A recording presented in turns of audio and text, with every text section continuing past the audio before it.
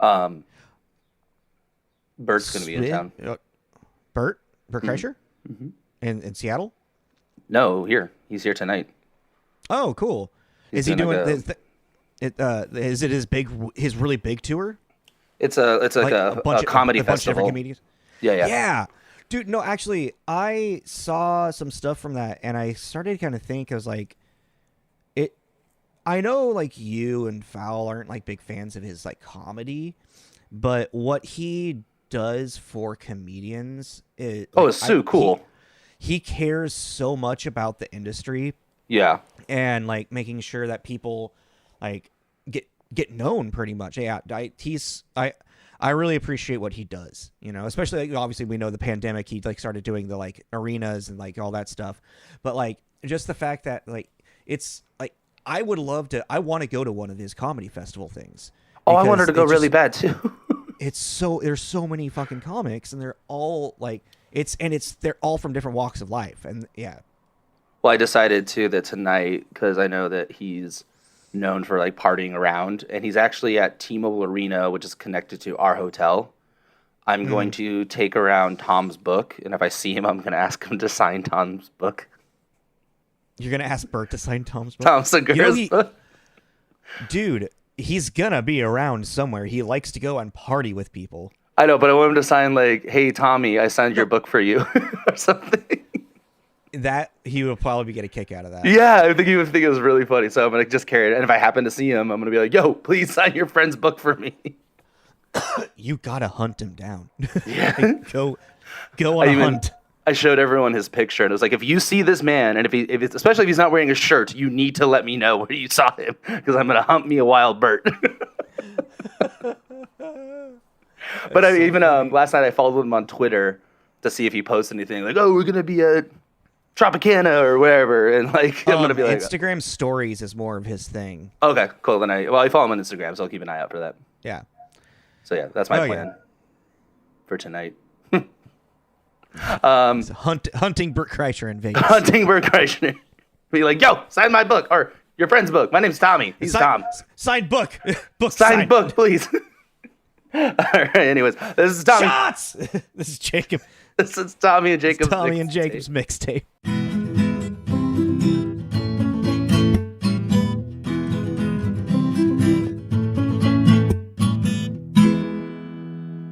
Coming to you live from Viva Las Vegas. Viva Las Vegas. Viva Las Vegas. Viva Las Vegas. I got these sunglasses. In your apartment singing very loudly. I got these sunglasses specifically for this trip that were like updated Elvis glasses, like sunglasses. They're really cool, and I broke them the first day. Oh. I was like really sad. I was like, man, that is sad. But yeah, you can't tell everyone we're doing a remote recording because I currently am sitting in a hotel room in Las Vegas. And I'm currently sitting in Tommy's apartment. In my apartment. We are celebrating I'm celebrating a birthday with my partner and family. So I'm here. So that also led to us doing the movie that we're doing today. Yes, we're doing 3,000 Miles to Graceland, which I thought it was going to be set a lot more in Vegas. Yeah, it's a very different movie altogether than I thought it was going to be. Dude, this movie is bonkers. I don't even... Well, I mean, we're going to talk about it, but, you know, like, wow. But just to start off with, I just want to say the concept is... Five convicts rob a casino in Vegas dressed as Elvis during an Elvis convention with deadly consequences. Yeah. Okay, so what I love about this is that that's the synopsis of the movie, actually, like on IMDb and everything. And that's only like the first 10, 15 minutes of the entire fucking film. It's like literally 20 minutes in, and then you're like, wait, I thought this was like a heist movie. Yeah, it's like, where is it going to go? Like, what? Yeah. You're like, okay, I guess that movie's over. That movie is over. Yeah, just to start off though, did you enjoy it? Yeah. Okay. I'm just curious. I would like to know where your mindset is before we get into it, but okay. I wasn't prepared for what I was getting into. No. Because even on paper, just because I added the deadly consequences thing, but it does, like, from the synopsis, it feels like it's going to be some kind of, like, campy, goofy Ocean's 11, but with Elvis impersonators, and it's not that whatsoever. It's not that at all. At all. It's not. It's not. It's pretty brutal. Yeah. Very. Okay. Yeah. Okay. So this movie came out in February 23rd of 2001. Its premiere was on the 20th. So early 2001. And this soundtrack and parts of this movie, it's like, this is so 2000s. So early 2000s. The intro. Yeah. With the CGI scorpions. That was my first moment. I was like, I don't think this movie is what I thought it was. Yeah, I know. I was like, am I about to watch a monster truck thing? Like, well, I felt like it was like an intro to yeah. Well, it reminded me of Ivan Ooze, like his.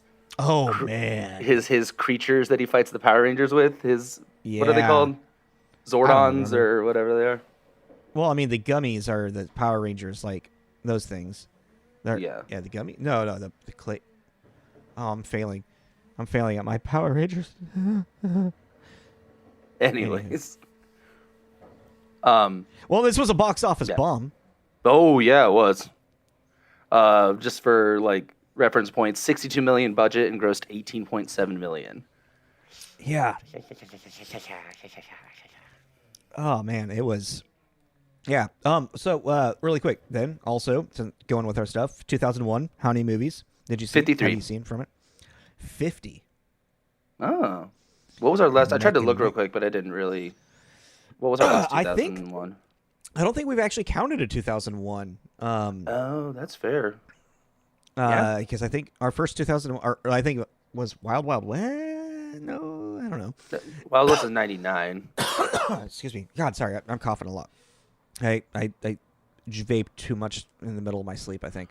Oh, actually, our last 2001 was Final Fantasy Spirits Within, episode 25. Yeah, that early stuff. Yeah, that's real early. Hey, we're branching back out there. Yeah, we're getting out there again.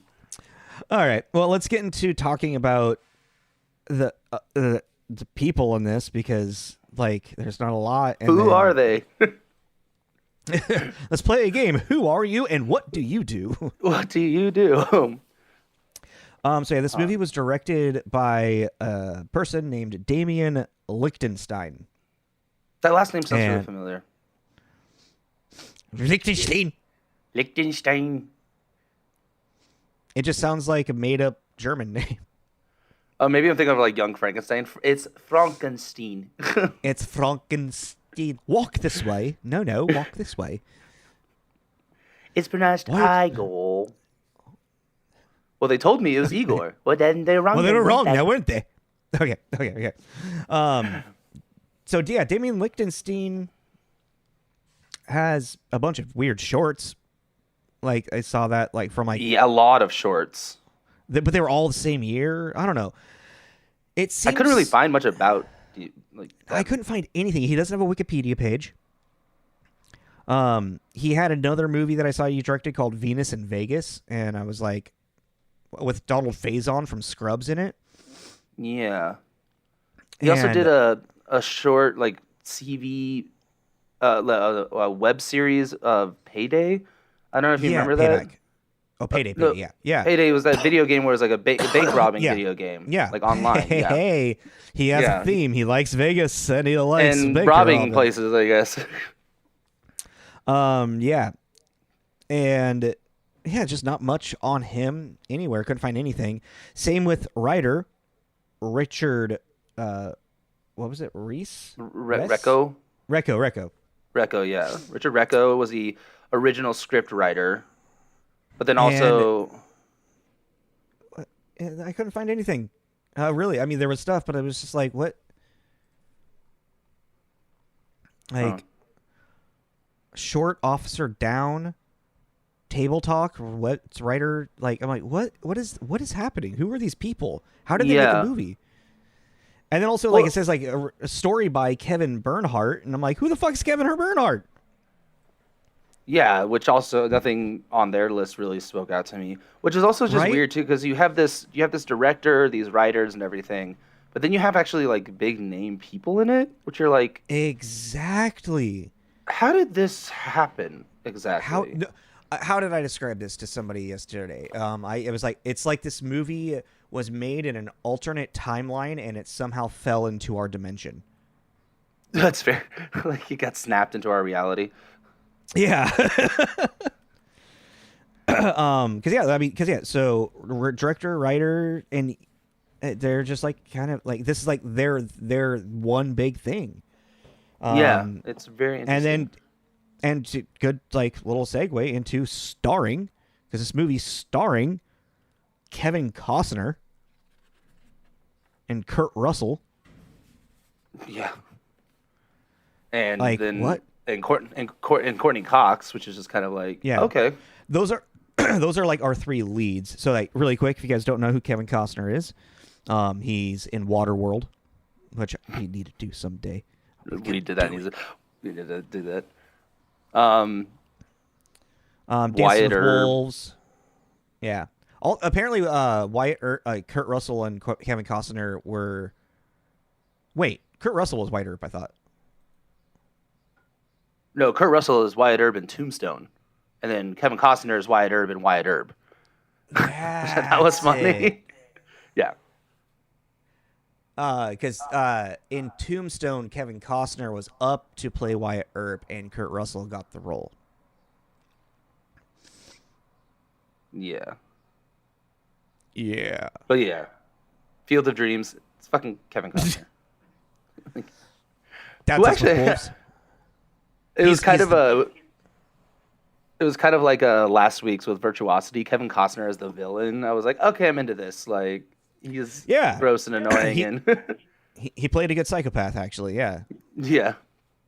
And then our other lead, Kurt Russell, who, funny enough, was in a 1979 movie called Elvis, where he played Elvis.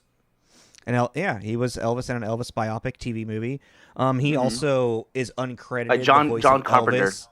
Yeah, directed by John Carpenter too, which I was like, how weird is that? He also does the voice of Elvis in Forrest Gump. He's uncredited for that, but he did that. He does a great Elvis impersonation. Well, even I told my partner about the Elvis movie, and she was like, "Really?" I was like, "Well, yeah. Like when he was dressed up as Elvis in 3,000 Miles, he looked pretty good." And then I looked up pictures of him from 1979's Elvis, and I showed her, and she was like, "Oh yeah, no, totally see it." I was like, "Yeah, like he actually." He looks good as Elvis. Like he it works, you know. I mean, he doesn't look exactly like him, but he's pretty damn close. God damn it! That's what I was sitting there. I'm like, what movie have we done with Kurt Russell? The Thing. Oh yeah, we did, huh? I didn't even write that down. Neither did I. Oh, he's also Big in Trouble in Little China. He's in the Christmas Chronicles that we were talking about doing off and on over the last couple of years, where he plays Santa. Because we were can't get into it. No. No, I can't get into it. I've tried. I mean, it's a series, so like, I don't know. I mean, we could watch it and talk about it, but I don't know a full review. You know. Mm-hmm. Okay. We're a movie podcast, Tommy. And like we said, Courtney Cox is like the love interest person, I guess. Friend Scream, who we also, I guess, we talked about in Longest Yard. Yeah. And she's also in Masters of the Universe, the He-Man movie. Who? Courtney Cox. Masters of the Really? Yeah. Oh, I didn't know that. The 80s. She's it's a really it's not a premise of He-Man at all. It's one of those. Yeah, Dolph Lundgren plays He-Man. Okay. Have you never seen clips from this? No. Oh man. I have not. Skeletor is bad looking. I'll have to show you some stuff for that. But on top of this wonderful cast of Kurt Russell, Kevin Costner, Courtney Cox, there's randomly this slew of other known actors Name at the people. time. Yeah. That just what? I'm just gonna list. I'm just gonna say them all right now. Do it. Christian Slater, David Arquette, Bokeem Woodbine, Howie Long, Kevin Pollak, Thomas Hayden Church, John Lovitz, and Ice-T. The Ice-T one made me laugh. He just comes out of nowhere. I'm like, what? That's his like killing machine, dude. Like, oh man, we did Christian Slater, haven't we? No, I love the yeah. Kevin Costner's like interaction at the end of it. He's like, "You want a jelly sandwich?" Hell yeah. He's just always fucking Ice-T. I know. You can't help it. So you mean to tell me this dude gets off on little girls' pigtails? Yeah, you're getting it. You're getting it, Ice. You're getting the Ice-T. Oh yeah, and it's funny enough, Christian Slater was the bad guy in Very Bad Things. Yeah. Other kind of dark Vegas movie. Yeah. That was a fun movie. It was a weird movie. That was a weird movie. Vegas brings out weird movies. It really does. What happens in Vegas only happens in Vegas. No, that you know that's the thing now, right? They changed the slogan.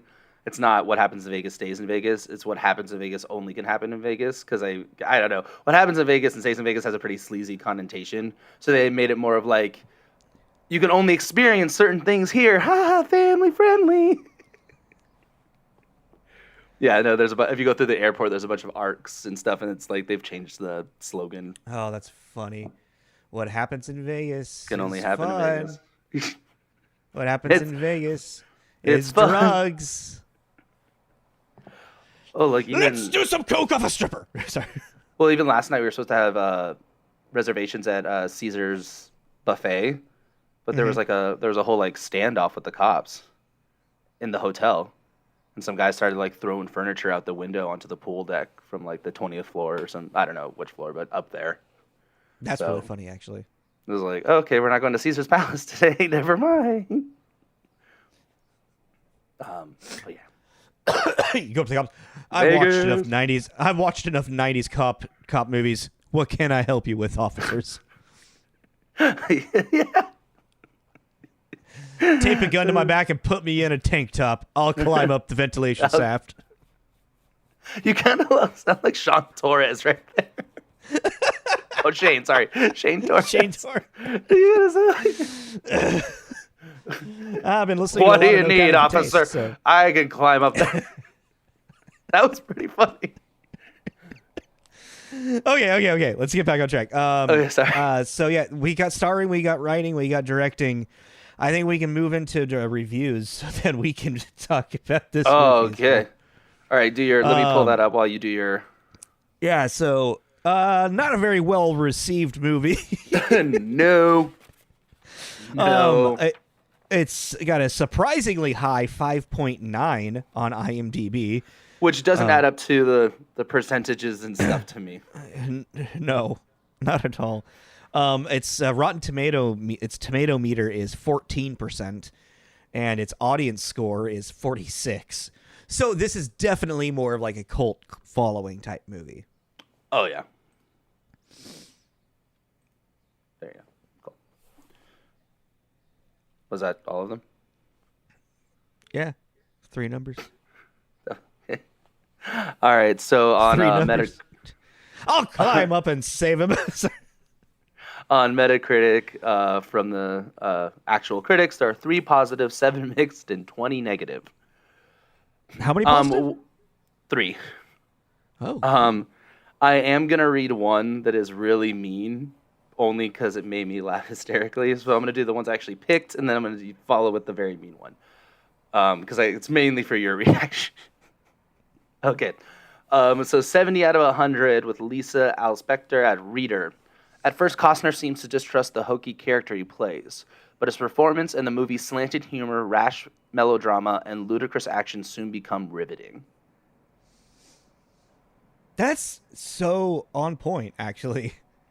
And like I was saying earlier, it's like kind of Costner is what kind of saves this to me, I say very loosely. He is, out of the one-dimensional characters in this film, he is the most interesting to kind of watch and learn about, because Yeah. he's literally a psychopath. He's just I'm sitting there, he's literally just like driving up this like through the fucking like deserts of Nevada, murdering people on the way, like the gas Yeah. station guy, and he just blows it up. Like, why not? You know? That's what I was. I told a mutual friend of ours. I told them the synopsis of this movie, and I was like, "What do you like? What do you feel this movie's going to be?" And they said the same thing of like Ocean's kind of heist, kind of funny, goofy movie. And I was like, "Okay, but now take that concept and give it the DNA of natural born killers." And they went, I would say, I would say more the DNA of Crank.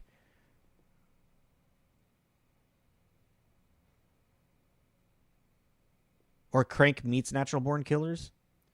"Yeah, I think I only say natural born killers is because the humor felt like natural born killers to me more.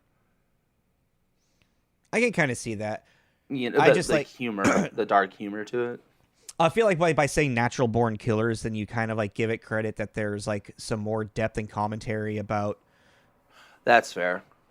Yeah, That's fair. because there's no commentary on anything in this movie other than Elvis would like to have sex with. Bubblegum chewing person. Well, because even Get then your it's like bubblegum girl. with That was Russell so too. weird. He just felt like Big Trouble in Little China. You know, like he Yeah. was just that guy, which is Yeah. kind of his MO a lot of the time. I mean, he definitely has a role. Whatever. Anyways, okay. 50 out of 100. Jonathan Foreman at the New York Post. Um, feels much more like a very, very long music video, albeit made one for an audience that gets off on high-tech firepower rather than nearly naked babes. Yeah.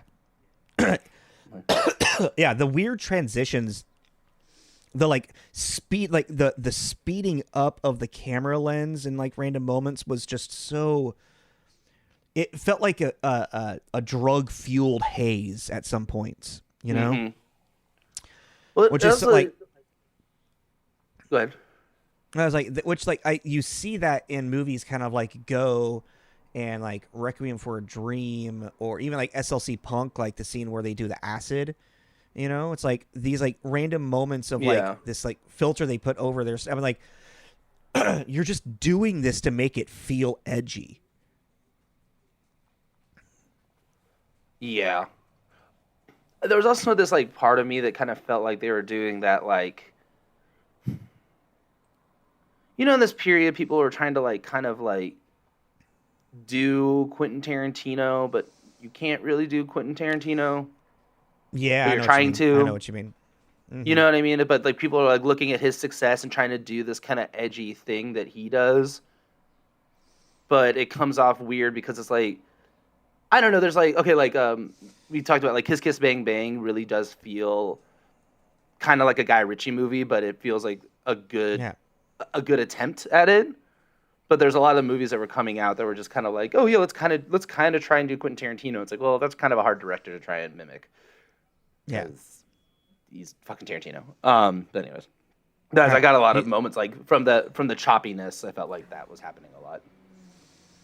I can kind of see what you're saying with that, but for Tarantino, for me, just I always like. I feel like if someone's trying to be too witty with dialogue, I think I look at Tarantino as more of a dialogue-driven director with extreme violence and infused into it. But anyway, let's get to your other review that you want to make. Oh no! So my negative was 38 out of 100 from Roger Ebert, Chicago Sun-Times, and this one I thought was pretty like on point in certain aspects. Here's a movie without an ounce of human kindness, a sour and mean-spirited enterprise so desperate to please it tries to be a yucky comedy and a hard-boiled action picture at the same time. Imagine that, Roger Ebert on point again. Right, and then the meat one that I just wanted to, because it made me laugh really hard. Okay. Okay, so this one was 25 out of 100 from Lawrence Topman at the Charlotte Observer. Like the Big E himself, It starts out fast, dangerous, sexy, confident, funny, with an edge. It ends up confused, bloated, and unable to leave the stage when it should.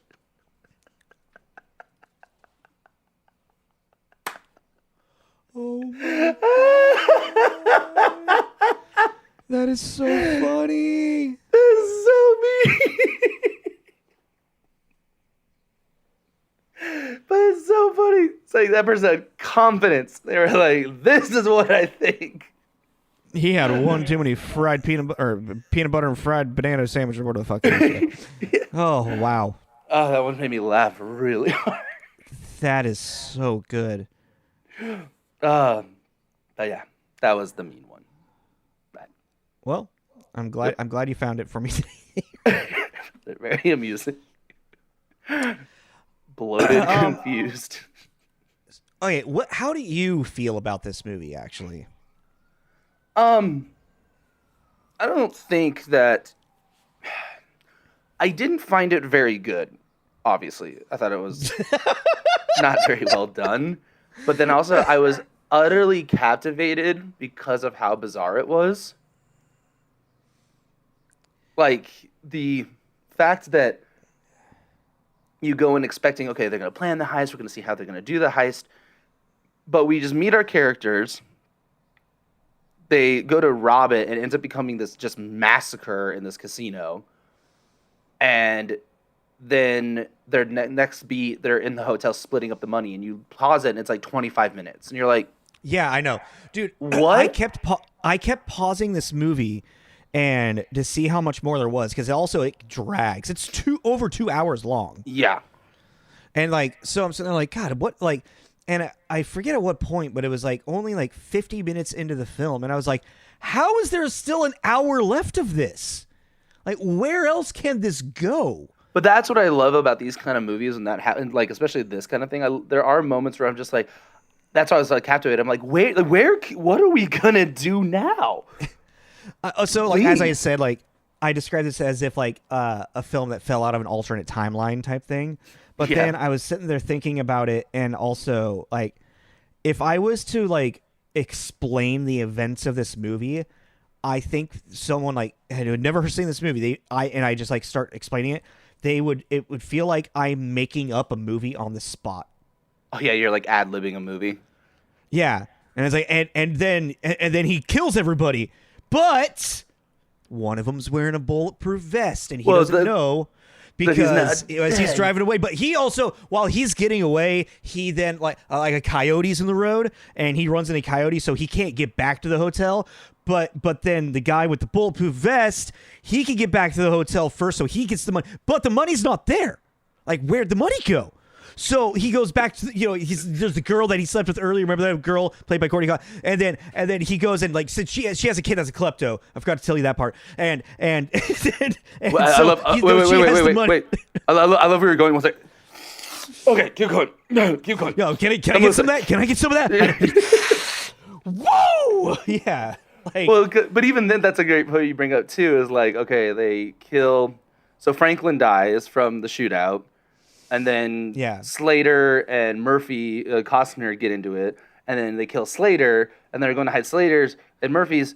No, Murphy they already got rid of. No, Franklin they got rid of. They're going to hide Slater's body. They turn the corner and hear pop, pop, and I was like, wait, what happened? I'm confused. And I was like, oh wait, did one of them kill the rest? And then only Costner comes out. I'm like,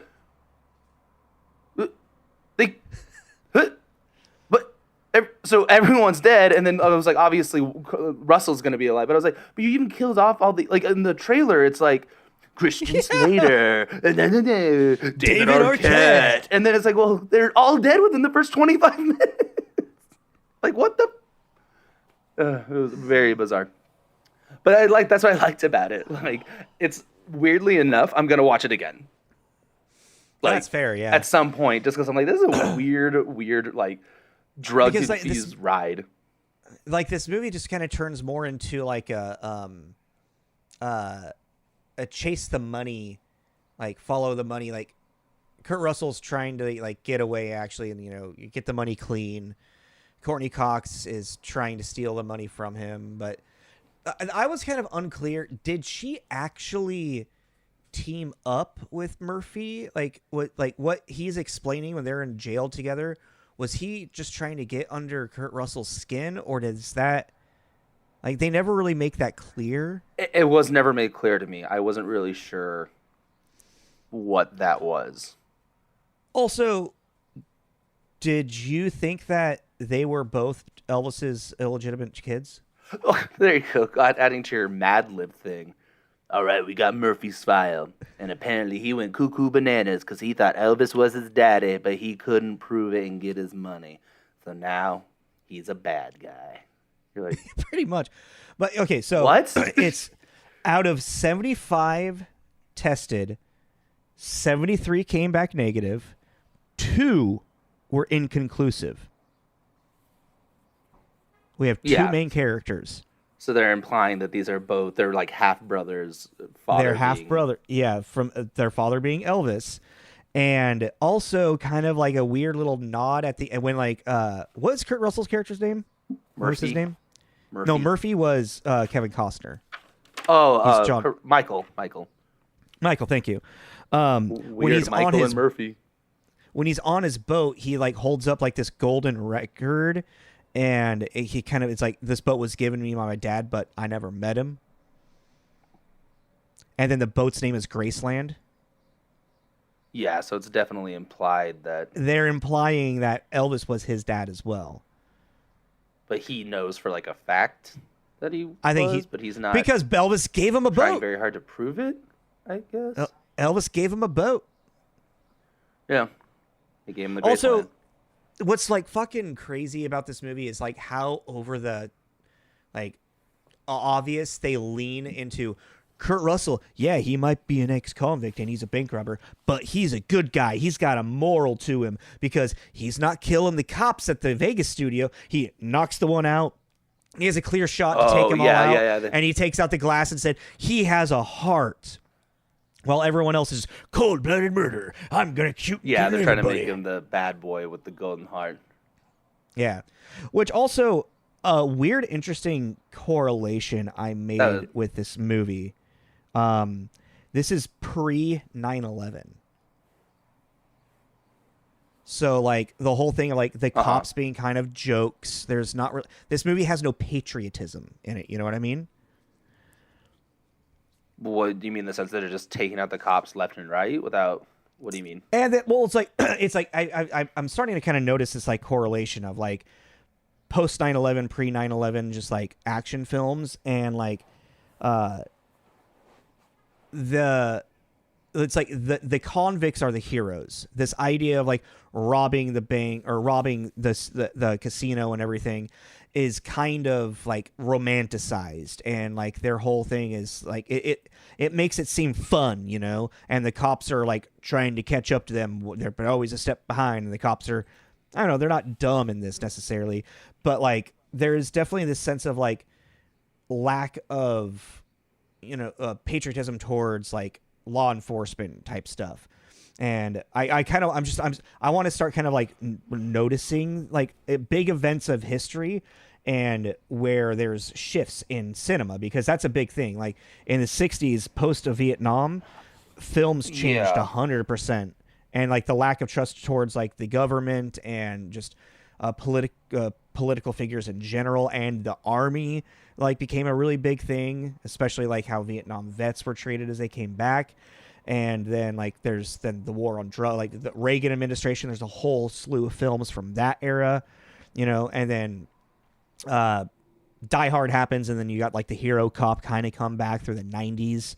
But then like this lack, you know, you see where I'm trying to get, where I'm going with this? I'm kind of spiraling, but there's just like no, yeah, but also like with this too, it had like it has that they're trying to do that Wild West.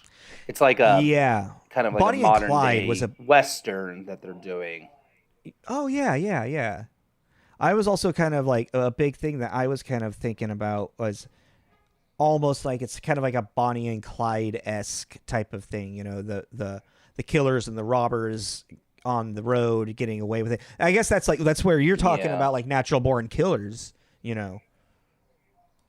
Like I see why you bring up natural born Yeah, killers. I think that's what it was. Like that's what it. I think that's what it is. That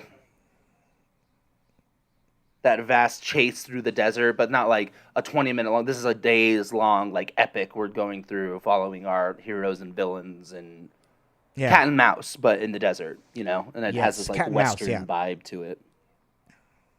And I think maybe that's why I kind of like about it is I've always been a big Western guy and always liked that, because even with Westerns too, it's like,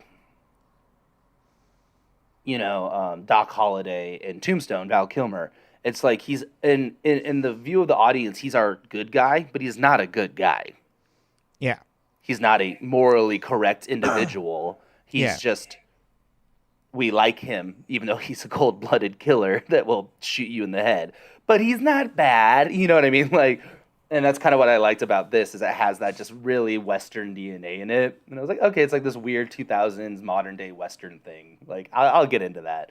And I liked Kevin Costner. Like, but that's the thing. He's like, it's like Kevin Costner or Russell Crowe for 3:10 to Yuma, Val Kilmer as Doc Holliday. There's this kind of like bad guy you love to hate kind of thing, or hate to love, I guess. I don't know. Yeah. Well, it's kind of like virtuosity. It's like he was interesting to watch. You wanted to see where he was going, what he was doing. Yeah. I do like it's what's his name? Evan Williams. Is that his name? Oh, that does all the. Yeah. But yeah, like he should do a skit where he's pitching this movie to the studio. Okay, Kevin Costner, Kurt Russell, cowboys, but they're not cowboys. They're bank robbers. They're bank robbers. I'm really curious how they got, like, how did these people, Damien Lichtenstein, Richard Recco, like, how did they get this cast? What producers were just like, greenlit this? Well, I didn't recognize any of the studios. Did you? No. Like, yeah. Although, That's the thing, though. That's what's weird about it. Like, so we didn't recognize any of the directors or writers, which is fine. We don't recognize all of them. But then even, like, the studios and production companies that come up didn't recognize those. And you're like, okay, fine, whatever. But then they get Kevin Costner and Kurt Russell and Courtney and all these people. It's like, who do you know that they know that you owed a favor, that they owed a favor to, like... Were they all held hostage? Like, this is all we're making a movie, guys. You're gonna be in it. You're gonna be in it. I have your children tied up. Well, I wonder too, because even then, like, I had the IMDb up, and it's like that whole convicts rob a casino during an Elvis Presely impersonation week. Yeah, that alone. So I'm wondering, it's like, did they read some kind of spec script, sign the contract, and then they like drastically changed it? Because it sounds like a completely different thing. Like, it doesn't sound like... Yeah. Maybe that's the Kevin Bernhardt story. Maybe. Yeah. Like, I don't know. It's like, like Richard Recco sat down, he wrote that. It was 20 minutes long, and then the studio was like, and what else? We'll figure it out. Well, then... We'll go along with it. Grabs a lamp. Grabs a lamp. Rawr. Rawr, rawr, rawr. Because, and even then, to that whole scene with, what's his name? The taxidermy guy. What's his name? John Lovitz? Yeah, like, that entire scene's really weird. The money cleaner. Yeah. That was a weird... Oh, God. I don't... You know what's actually... So, there was actually one... The whole, like, there's a couple of things where I can see them, like, trying really hard to create some type of, like, symbolism or, like, foreshadowing. And, like, so the scorpions at the beginning of the movie fighting. Is the two of them. Yeah.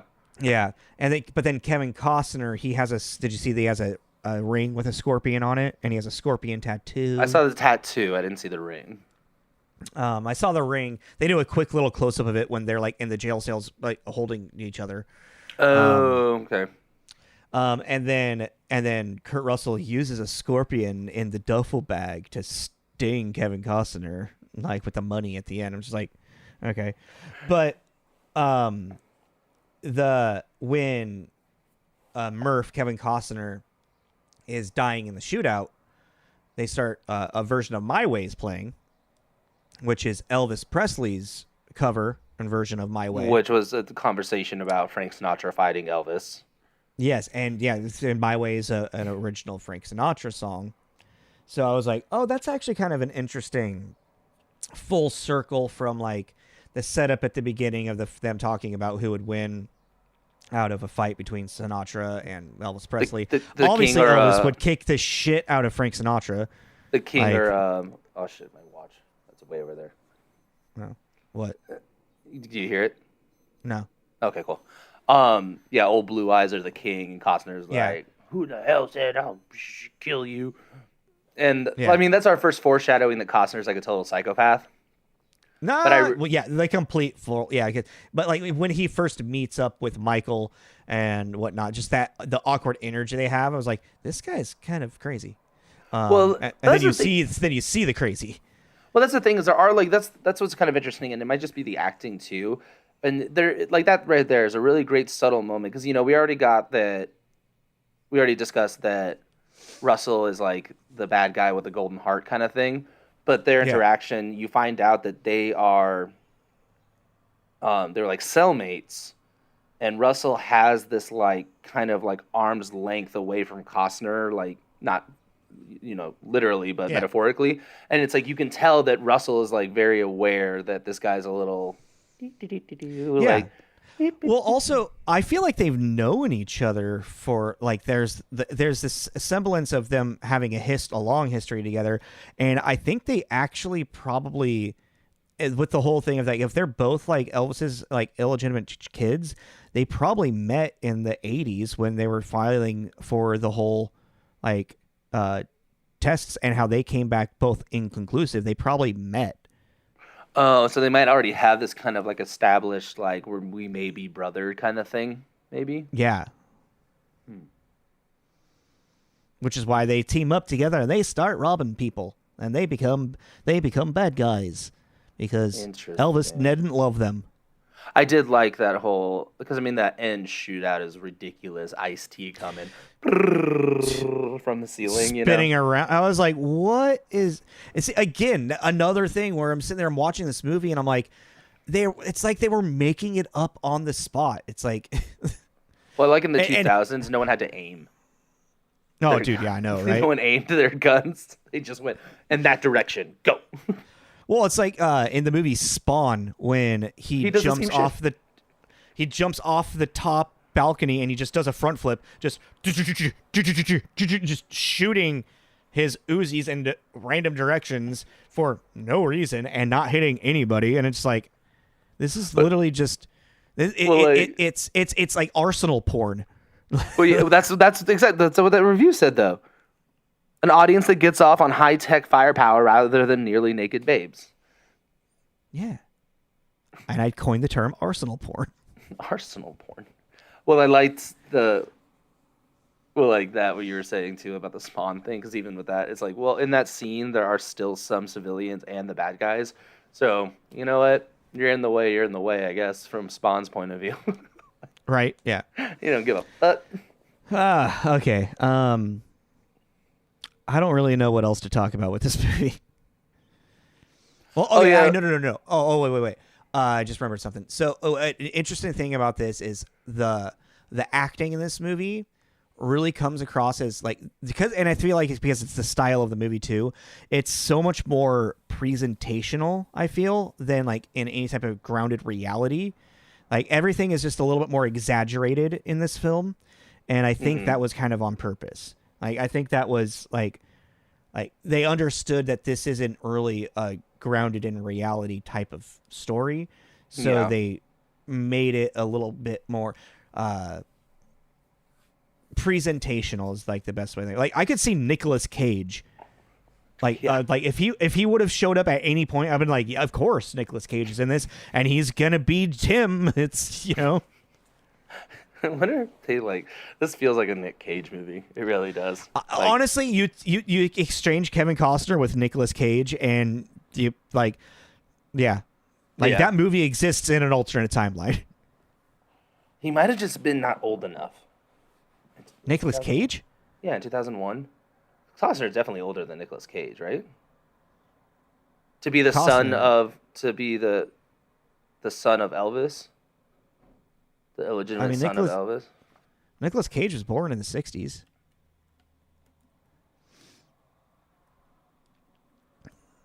Are you looking at Nicolas Cage's age?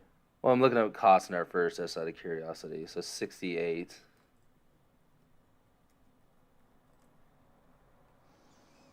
'59. Okay. So there, yeah. So Costner was born in 55 and Cage in 64. Oh, okay. So. Anyways. But yeah. I didn't realize they were close in age. Yeah, I mean, this movie, I will, and also, like, this movie, it has an identity. It knows what it is, and it's bonkers. Yeah, and that's the thing, though. It's like, it doesn't, like, that's just so, like, we picked this movie because I was going to be in Vegas, and it takes place in Vegas. It ends in Canada. And you're like, huh? No, it ends in Mount Vernon. Oh, I thought they went to Washington to get to Canada. I thought they were in Canada. They're trying... Are they in Canada when they're on the boat? I thought they were supposed to be in Canada. No, I guess you're... whatever. They're somewhere... I mean, they're on the boat in the Pacific Northwest. I actually found that amusing. That it's like, it started in Vegas and ended up where we live. Yeah, I thought that was really funny, too. I was like, oh, okay, well, full circle, I guess. Yeah. And because, like, even, like, when he's, like, standing there, I saw, like, Twin Falls, Idaho, like, 44 miles away, and I was like, man, this movie's going all over the place. Like, it's a journey. Or when, like, the guy he's like hitching with the old man, and like, where are you going? He's like, Seattle will do. Oh yeah. Then he beats him up and murders him, I'm assuming, and steals his car. Go Wombats! Woo! Woo! It was funny to see Kevin Costner kind of like act that kind of crazy, as he's like, woo! Like, you're kooky. Like, he knows how, like, yeah, this movie's so strange. All right, what time are we at here? I think like 50 ish. Yeah. Yeah, we're about to be at 50. I mean, that's with these remote ones, they can be a little bit shorter because I really don't know. Yeah. How many carrots would you give it, Ben? Like a 2.5. I feel that as well. Like a 2, and then the half goes because I liked Kevin Costner as a villain. It's crazy. It's like it's bonkers. It knows it's bonkers. It feels like the story is being made up as we go, but it also is strangely coherent as it goes as well. Well, I think you hit a nail. You hit the nail on the head that it's very comfortable in its own skin and what it is. It doesn't really feel like this. I mean, it doesn't. It doesn't. It feels like this conglomeration of things that are kind of mashed together, but they're mashed together well. So it's it's like mashed potatoes, a little bit of chunks in them, you know? Yeah. I just remember the death scene, Howie Long dying in the shootout, and how they kind of had it like they like shot it as if he was like an old like war buddy, and like the helicopter driver. Oh, okay. Like, I was like, who's that again? And it's like when he like jumps in, he dives in front of the bullets for Murph, and he's like, who's gonna drive us out of here? And he's like, it's like, damn it, Billy. I'll kill him for you. Yeah, well, that scene's weird too because it's like it's implied as an audience we're supposed to care about him. Yeah, exactly. And you're like, it's kind of like speaking of Nick Cage, it's kind of like in Face Off when the baby mama's the brother who has that like shaved head, he has the ponytail, bigger guy. Remember, he gets that same kind of death happens. Oh yeah, and it has that same kind of feel like you're supposed to give a shit about this henchman dude. It's like I mean that sucks that he died, I guess, but like we have no kind of relationship with him. Like, why do we care? We're It's like supposed if you to, were though. like, it's like I could see like in a movie where like it's just someone like grabs like a random person, like let's say like a bank hostage movie, and he just like a character you've never seen on screen yet. Just, I'll kill him. I swear to God, I'll kill him. Okay, who is that? I don't know. I thought you knew. I don't know. Please don't kill me. Shut up. Yeah, that was really bizarre. Like you're supposed to say, yeah, it has this like Black Hawk Down kind of, God damn it, Billy, why'd you do that? You know, kind of like thing to it. It's like what the beginning of Tropic Thunder when he's supposed to Oh be. yeah. It's like, but even I mean, I do like what you said earlier. I like the ending with the whole Elvis Presley, Frank Sinatra cover song thing to kind of tie it in. You know, I was like, all right, that was kind of. It cool. was like there's like a couple. It was like a strange, smart full circle. I was like, I wasn't expecting that out of this movie. Like, this movie didn't seem like it had a intelligent thought put into it. Ghost. All right, so 2.5. Yeah, let's do that. 2.5. I feel like that'll. I'm down for that. Yeah, because I mean, 'cause it's not. Yeah, the script is just not good. It got so many every cliche you can fucking think of in it. But that's why Even like the young kid that like becomes like Michael's like partner in crime and like surrogate son kind of thing. Yeah.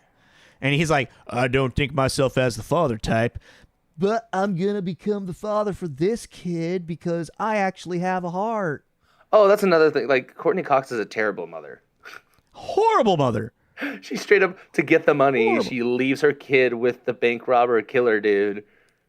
And it's like, I'll find you later. Here, stay with this strange man for a minute. You left him with a stranger. I didn't leave him with a stranger. I left him with you. Yeah, oh my God, that was terrible. And you're like, nope, stranger. Just because he boned twice doesn't mean anything. Still a stranger. Oh, God. Well, that was there. You go. That's another weird thing too. Like for a minute, I thought they were implying like that Kurt Russell was in fact the father of the son the whole time. You got that? Where did you get that? I don't know. There's like I can't remember. So it's just the way they were talking about the kid and the way their like relationship so quickly progressed. I thought that they were gonna try and imply that when they first met, it was just like them flirting, like, hey stranger, haven't seen you in a while. Oh, you know, like a fantasy role play kind of thing. Role play, yeah. Yeah, and I was like, which I actually thought it was gonna be kind of like, because then they talk about like, then there's like a conversation in the diner where she says, "Oh, it's hard to keep track with someone after 5 years." And he had been in jail for that long, and so did Kevin Costner. So I was like, maybe they're implying that one of these guys is the father. I don't know. I got this like weird feeling like that was kind of maybe where they were leaning, and then they scrapped it. You know? Maybe. I had to watch it again. It was like halfway through the script, and they're like, "Wait, isn't he? Is he going to be the actual father? Wait, where did we come of that? We were leaning it to it earlier on. Oh, fuck that. Never mind. Which one was going to be the father? Oh, I don't remember. Okay, no, never mind. Scrap it. Scrap it. But yeah, I got this weird feeling that that's the way they were leaning towards, and then they just went, never mind. Really quick, and now I'm glad you said Western, and you know it makes sense that you would notice the Western themes and like feelings from this movie because you've watched a lot more Westerns than I have. I'm not a huge Western guy. Even like I think it's the Nevada scene at the edge of Nevada. Costner gets pulled over by the cop. And the cop steps out and pulls out his gun, flips it around. Oh, yeah. And then Murph's like, fucking cowboy. Yeah, like that was pretty on the nose, was the Western theme. And then and then that's the natural. And then he has a duel. He has a duel with a cop. Yeah. Yeah, and that's a very natural born killers moment. Well, that's what you're saying. Yeah. It's also like in this own little bubble of reality. Yeah. Oh God, I can't remember what they're called, but it's like when you have like the camera angles all like tilted, there's a specific name for that angle of a shot, but yeah, it's jarring and it's supposed to make the audience feel like uncomfortable, like, oh, this is a edgy, cool scene type thing. Anyway. Because it's not sitting straight. We're going like this, so that means something bad's gonna happen.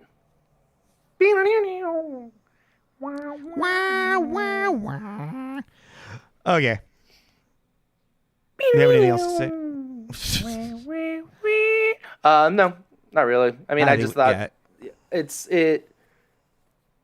I don't know. Like, it's one of those I would recommend it to very few people, but it was a very bonkers, violent, wild ride that I just thought was really interesting and stupid, but I thoroughly enjoyed it. So it's one of those, like, if you like Oliver Stone, you like Quentin Tarantino, and you want some kind of weird B-rate knockoff thing, you might find it enjoyable, you know? Like, if you're looking for what?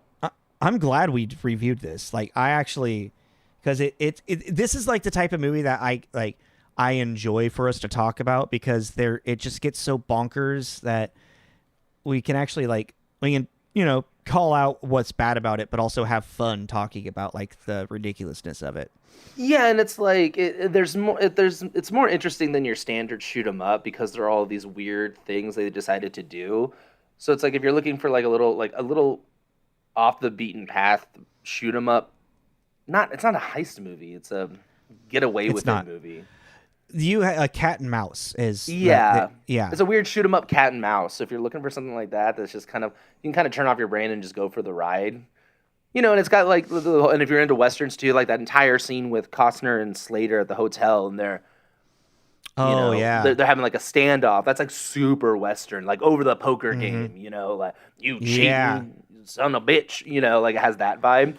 So we're gonna split money, Bob, for the way that I want to do it. Well, that's not what the rules say, so we're gonna do something else. It's also like, it's so like, what's funny about that scene specifically too. It's just like very obvious, even as like an audience, that we've known these people for 15 minutes. It's like, no, you pull a gun on the Murphy character, you better just go ahead and shoot him, because he's not gonna let that shit go.